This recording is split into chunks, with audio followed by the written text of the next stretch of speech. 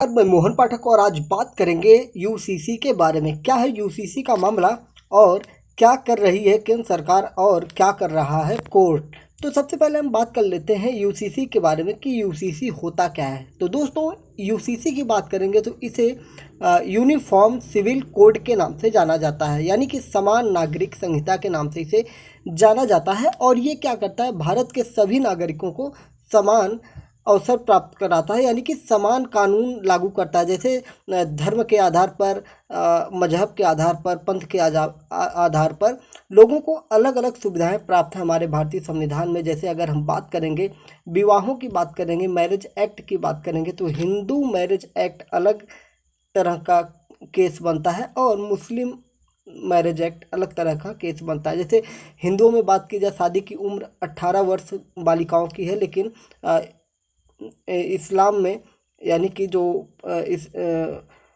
मुस्लिम धर्म का personal law board है, उसके द्वारा मैच्योरिटी की बात की जाती है, लगभग 14 वर्ष को मान लिया जाता है। तो इन सारी चीज़ों को लेकर काफ़ी विवाद रहता है भारत में और बहुत सारे संगठन इसका विरोध भी करते हैं। और जब इसकी चर्चा चली है तो कांग्रेस सरकार की तरफ से भी जवाब आया है और इस पर जो चर्चा होने वाली है या चर्चा भविष्य में होगी, उसके लिए लाल झंडी लगाती हुई दिखाई दे रही है, क्योंकि कांग्रेस नहीं चाहती है कि यूसीसी लागू हो। यूसीसी का सबसे ज़्यादा विरोध अगर हम बात करें तो मुस्लिम धर्म गुरुओं और मुस्लिम संगठनों के द्वारा किया जा रहा है, क्योंकि इसमें जब यूसीसी लागू होगा तो इसमें बच्चे पैदा करने के लिए नियम कानून तय हो जाएंगे। जितना हिंदू बच्चा पैदा करेगा उतना मुस्लिम बच्चा करेगा। या आगे की बात करें तो जिसमें जो मैरिज एक्ट है उनमें भी एक समान के, मतलब भारत के जितने नागरिक होंगे सभी को एक समान कानून का पालन करना पड़ेगा। ये नहीं कि आप इस धर्म से हैं, आप फला धर्म से हैं तो आपके लिए अलग अलग कानून होंगे। तो बिल्कुल ये सारी चीज़ें बंद होने वाली है इस कानून के बाद। तो क्या है ये कानून, इसके बारे में थोड़ा सा बात करते हैं कि क्यों इसका चर्चा चली है। तो इसमें बात करेंगे तो बुधवार के दिन भारत के जो 22वें विधि आयोग ने जो 22वां विधि आयोग का गठन किया गया है। देखिए, इससे पहले 21वां विधि आयोग का गठन हुआ था, जो 2015 से 2018 के बीच में था और जिसने अपनी रिपोर्ट प्रस्तुत की थी। और उस रिपोर्ट में जो 21वां विधि आयोग था उसके द्वारा ये प्रस्तुत की गई कि अभी भारत में इसकी ज़रूरत नहीं है और इसकी वजह से किसी भी प्रकार के देश को खतरा नहीं है। तो ये सारी चीज़ें उनको उसमें बताया गया। तो आपको पता है कि 2015 में लगभग, आपको याद होगा कि नई नई गवर्नमेंट आई थी भारत सरकार में, मोदी सरकार यानी कि भाजपा सरकार की आई थी 2014 के आसपास। और फिर उसके बाद इस रिपोर्ट में इन्होंने ऐसा बताया। तो इस रिपोर्ट को देखिए, सरकार क्या होती है ना, किसी भी रिपोर्ट को मानना या ना मानना सरकार के ऊपर होता है। तो सरकार ने इस रिपोर्ट को नहीं माना, मतलब अगर दूसरी बार इसकी ट्रायल हो रहा है तो इसका मतलब ये चीज़ें हैं। तो क्या हो रहा है कि 22वें विधि आयोग ने समान नागरिकता संहिता के लिए लोगों से विचार और सुझाव आमंत्रित किए हैं। इसमें इच्छुक व्यक्तियों और मान्यता प्राप्त धार्मिक संगठनों से इसमें सलाह मांगी गई है कि उनके क्या विचार हैं और ये 30 दिन के भीतर अपने सुझाव भेजने को कहा गया है। इसके अलावा अगर कोई इच्छुक व्यक्ति है, वो अपने विचार इस पर करना चाहता है, इसमें अपने विचार व्यक्त करना चाहता है या अपनी भावनाओं को प्रकट करना चाहता है यूसीसी के बारे में, तो वो क्या कर सकता है, वो LCI@gov.in.com पर आयोग को मेल कर सकता है अपने विचार। तो ये रही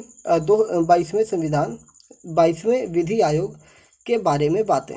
अगर हम बात करेंगे कि इससे क्या लाभ हो सकता है, तो लाभ ये हो सकता है कि देश के सभी लोगों को समान कानून प्राप्त हो जाएंगे, चाहे वो हिंदू हो, मुस्लिम हो, सिख हो, ईसाई हो, बौद्ध हो, जैन हो, सभी को एक समान दृष्टि से देखा जाएगा।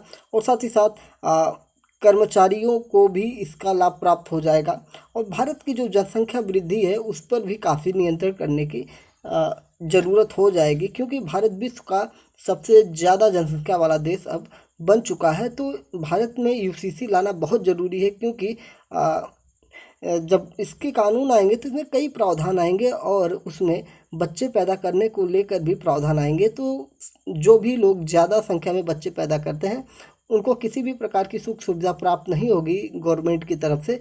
तो मजबूरी में आकर वो बच्चे कम पैदा करेंगे या करेंगे तो फिर अपना भुगतेंगे। तो ये सारी चीज़ें जो हैं अब भविष्य निर्धारित करेगी। तो और अगर बात की जाए तो बीजेपी गवर्नमेंट इस समय केंद्र सरकार में है, नरेंद्र मोदी के नेतृत्व में चल रही है।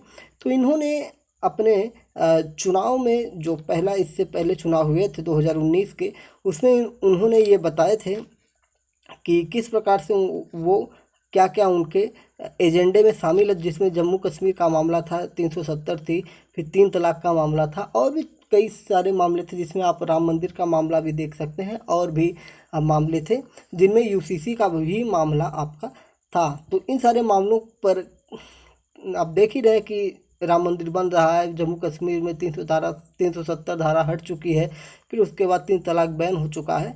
तो अब अगली बारी यूसीसी की है। और राजनीतिकों की बात करें तो इसे वर्तमान सरकार का मास्टर स्ट्रोक के रूप में माना जा रहा है, क्योंकि अगर ये पारित हो जाता है और लागू हो जाता है तो 2024 के चुनाव में इसका लाभ वर्तमान सरकार को यानी कि भाजपा गवर्नमेंट को प्राप्त हो जाएगी। तो उम्मीद है कि आपको ये सारी जानकारी अच्छी लगी होगी। अगर जानकारी अच्छी लगी होगी और आपके ज्ञान में थोड़ी सी भी वृद्धि होगी तो करंट अफेयर्स के लिए आप हमसे जुड़ जाइए। जय हिंद, नमस्कार, भारत माता की जय। हाँ, चैनल पर नए हैं तो सब्सक्राइब करना ना भूलिएगा।